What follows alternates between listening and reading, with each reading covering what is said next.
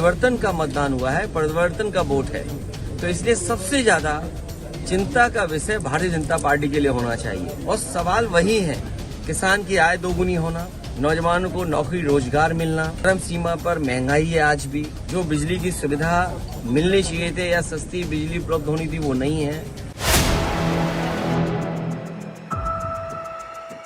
5 राज्यों के विधानसभा चुनाव के नतीजे सामने आ चुके हैं। ऐसे में अब सबकी नजरें 2024 पर बनी हुई है। इसको लेकर तैयारियां भी शुरू हो गई हैं। इस बीच अखिलेश यादव ने एक बार फिर से भाजपा को घेरा है। उन्होंने मध्य प्रदेश चुनाव को लेकर कहा कि वहां पे परिवर्तन का मतदान हुआ, इसलिए सबसे ज्यादा चिंता का विषय भाजपा के लिए है। अगर प्रदेश स्तर पर परिवर्तन का वोट है तो कल जब दिल्ली का चुनाव होगा तो एक बार फिर से जनता परिवर्तन के नाम पर वोट डालेगी। मध्य प्रदेश की अलग परिस्थितियां हैं। मध्य प्रदेश में दूसरे तरह की परिस्थितियां होती तो परिवर्तन वहां भी दिखता। ज्यादातर जो लोग हैं जिन्होंने बातें रखी हैं चुनाव के परिणामों पर, उन्होंने यही कहा कि परिवर्तन का मतदान हुआ है, परिवर्तन का वोट है, तो इसलिए सबसे ज्यादा चिंता का विषय भारतीय जनता पार्टी के लिए होना चाहिए। क्योंकि अगर प्रदेश स्तर पर ये परिवर्तन का वोट है तो कल जब दिल्ली का चुनाव होगा तो एक बार फिर जनता परिवर्तन के लिए वोट डालेगी। और सवाल वही है, किसान की आय दोगुनी होना, नौजवानों को नौकरी रोजगार मिलना, चरम सीमा पर महंगाई है आज भी, जो बिजली की सुविधा मिलनी चाहिए थे या सस्ती बिजली उपलब्ध होनी थी वो नहीं है। अल्पसंख्यक अभी भी दुखी है। जो दिया भी गया है हमारे बुनकर भाइयों के लिए बजट में वो पर्याप्त नहीं है। सड़कों के अभी भी गड्ढे बंद नहीं हो पाए हैं। सरकार खुद स्वीकार कर रही है और जो अखबारों में आंकड़े आ रहे हैं कि उत्तर प्रदेश में एक्सीडेंट से भी मृत्यु ज्यादा हो रही है, जो आंकड़े सामने आए हैं। और एक्सीडेंटल डेथ अगर हुई है तो जो कारण बताया गया वो यही कारण बताया है कि सड़कों में गड्ढे होने की वजह से एक्सीडेंट हो रहे हैं और उसकी वजह से लोगों की जान जा रही है। ट्रैफिक व्यवस्था से ज्यादा आप सड़क पे साठ देखते हो। तो जो बुनियादी सवाल थे वो आज वैसे ही हैं। दिल्ली की सरकार को जवाब देना पड़ेगा। आज घर घर बेरोजगार हैं और एक एक नौजवान रोजगार मांग रहा है। इन्वेस्टमेंट में बड़े सपने दिखाए गए थे कि इन्वेस्टमेंट आएगा। आज एक अखबार में निकला है कि कई इन्वेस्टमेंट करने वालों ने एमओयू वापस ले लिए।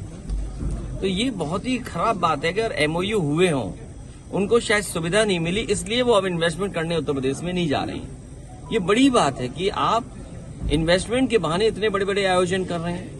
अब मान लीजिए उत्तराखंड आयोजन कर रहा है इन्वेस्टमेंट मीट का, तो आपके यहाँ क्या होगा जिन्होंने एमओयू किया है?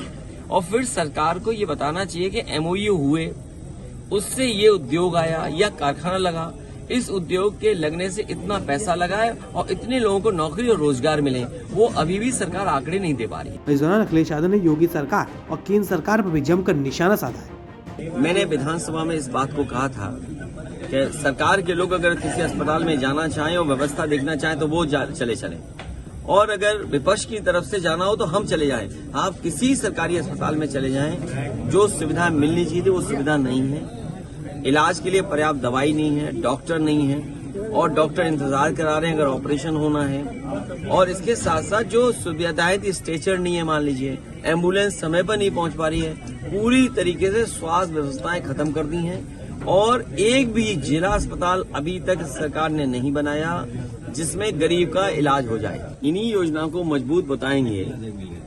डीजल पेट्रोल में कितना सरकार ने पैसा वसूल लिया, बिजली का बिल जो महंगा दे रहे उसमें कितना पैसा वसूल लिया, आपकी पढ़ाई महंगी होगी उसमें कितना पैसा वसूल लिया, जो आपको दवाइयां खरीदनी पड़ रही हैं बाहर से उसमें कितना सरकार पैसा वसूल रही है। आखिरकार जो महंगाई से मुनाफा सरकार कमा रही है वो किसकी जेब में जा रहा है? ये जो सम्मान निधि राशि और राशन, याद कीजिए जब राशन चुनाव के समय बंट रहा था तो रिफाइंड तेल मिल रहा था, चना मिल रहा था, नमक मिल रहा था। आज ये चीजें कहाँ हैं? तो ये जनता जानती है। एक बार धोखा हो सकता है, हर बार धोखा नहीं होगा। अखिलेश जी, अभी आपने कहा कि बाराबंकी पार्टी को मजबूत करेंगे, अपने समाजवादी पार्टी को। यहाँ पे खेमे बटे हुए हैं, इनको कैसे आप एकजुट करेंगे? अरे खेमे बटे तो और अच्छा है।